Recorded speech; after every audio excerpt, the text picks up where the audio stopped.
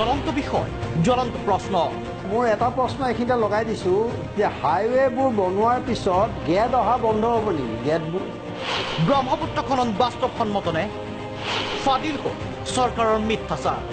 খহনীয়া ৰোধ নহয়, জাহাজ চলাচলৰ বাবেহে চলিব খনন। বাৰ্ণিং টপিকত বিভাগীয় মন্ত্ৰী কেশৱ মহন্তৰ বিস্ফোৰণ। মই এটা কথাই কওঁ যে নদীৰ খননৰ কথাটো কেতিয়াও মোৰ মুখে কোনো কথাত মই ব্ৰহ্মপুত্ৰ খনন হ'ব আপোনালোকে ক'ৰবাত শুনি আছে, ইফালৰ পৰা শুনি আছে, মোৰ মুখে কেতিয়াও মই এই কথাটো কোৱা নাই। ব্ৰহ্মপুত্ৰক লৈ চৰকাৰে দেখুৱাইছিল সপোন, সময়ে সময়ে ঘোষণা কৰিছিল ব্ৰহ্মপুত্ৰ খননেৰে বানখহনীয়া সমস্যাৰ সমাধান কৰা হ'ব, ব্ৰহ্মপুত্ৰৰ দুয়োপাৰে হ'ব এক্সপ্ৰেছ হাইৱে। চৰকাৰৰ এনে ঘোষণা কিমান বাস্তৱসন্মত আছিল? চৰকাৰে গঠন কৰি দিয়া বিশেষজ্ঞ সমিতিয়ে দাখিল কৰিছিল প্ৰতিবেদন। প্ৰতিবেদনত বিশেষজ্ঞই জনাইছিল ব্ৰহ্মপুত্ৰ খননে বানখহনীয়া প্ৰতিৰোধ নকৰে।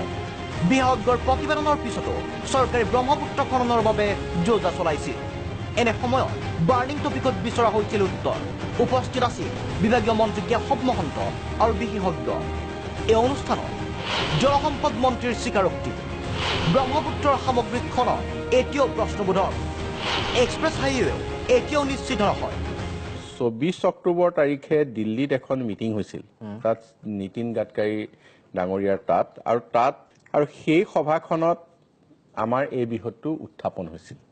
তাত প্ৰথম কথা হৈছিল কি, জাহাজ চলিবৰ কাৰণে যিটো খনন সেইটো তেখেতসকলে প্ৰথম এগ্ৰী কৰিলে যে এইটো আমি চেণ্ট্ৰেল গভৰ্ণমেণ্টে পুৰা ফাণ্ডিং কৰিম, জাহাজ চলিবৰ কাৰণে আমি খননটো আমি দায়িত্ব লৈছো, গতিকে এইটো জাহাজ ইয়াত চলিবৰ কাৰণে এইটো কাম হ'ব। আৰু বাংলাদেশকো ভাৰত চৰকাৰে 250 কোটি টকা দিলে। ষ্টুডিঅ'ত প্ৰতিজন বিশেষজ্ঞই দোহাৰিলে ব্ৰহ্মপুত্ৰ খননৰ বাস্তৱৰ কল্পনাৰ প্ৰসংগ।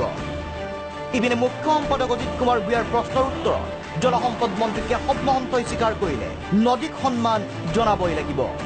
আৰু ব্ৰহ্মপুত্ৰই আজি এফালে গৈছে, কাইলৈ এফালে গৈছে, তাক তেনেকুৱা চৰিত্ৰ বলীয়া ব্ৰহ্মপুত্ৰ বুলি কয়। বলীয়া নৈখনক কেনেকৈ এই ধৰণে ড্ৰেজাৰ আনি পেলাই নিয়ন্ত্ৰণ কৰিব, এই কথাটো আমি বুজি নাপাওঁ সাধাৰণ মানুহ।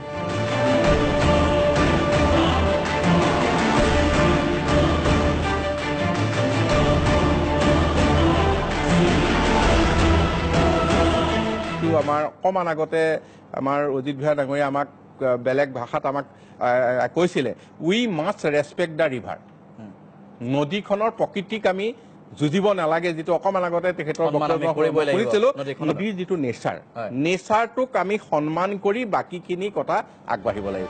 প্ৰাগ নিউজৰ এই অনুষ্ঠানৰ পিছত ৰাজনৈতিক মহলতো ব্যাপক প্ৰতিক্ৰিয়াৰ সৃষ্টি হৈছে। চৰকাৰী ঘোষণা প্ৰতাৰণা আখ্যা বিৰোধী। মুখ্যমন্ত্ৰী ডাঙৰীয়াই কেইবাবাৰো ঘোষণা কৰিলে, জলসম্পদ মন্ত্ৰী ডাঙৰীয়াই ঘোষণা কৰিলে যে আমি ব্ৰহ্মপুত্ৰ নৈখন খান্দিম। আৰু ষ্টাডি ৰিপৰ্ট ইতিমধ্যে সকলোৰে মাজত উপলব্ধ হৈছে, য'ত কোৱা হৈছে যে ব্ৰহ্মপুত্ৰখন এনেকৈ খান্দি পেলাই যি আমাৰ মানে বানপানী এই নিয়ন্ত্ৰণ সম্ভৱ নহয়, প্ৰথম কথা। দ্বিতীয় কথা, এইখন খান্দিলে মানে তাৰ কাষৰীয়া অঞ্চলৰ বিৰূপ প্ৰভাৱ পৰিব পাৰে। তৃতীয় কথা, প্ৰতি বছৰে ব্ৰহ্মপুত্ৰ নৈয়ে বহুত পলস কঢ়িয়াই আনে। বিশেষজ্ঞসকলে মতামত দিছে ব্ৰহ্মপুত্ৰ খননটো সময় উপযোগী নহয় বা ইয়াৰ দ্বাৰা বান আৰু গৰাখহনীয়া সমস্যা সমাধান হোৱাটো অসম্ভৱ।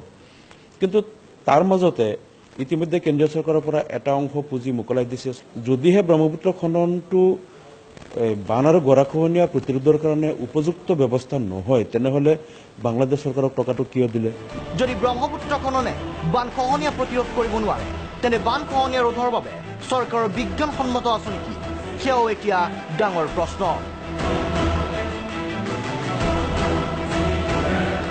Bureau' report, Prag news.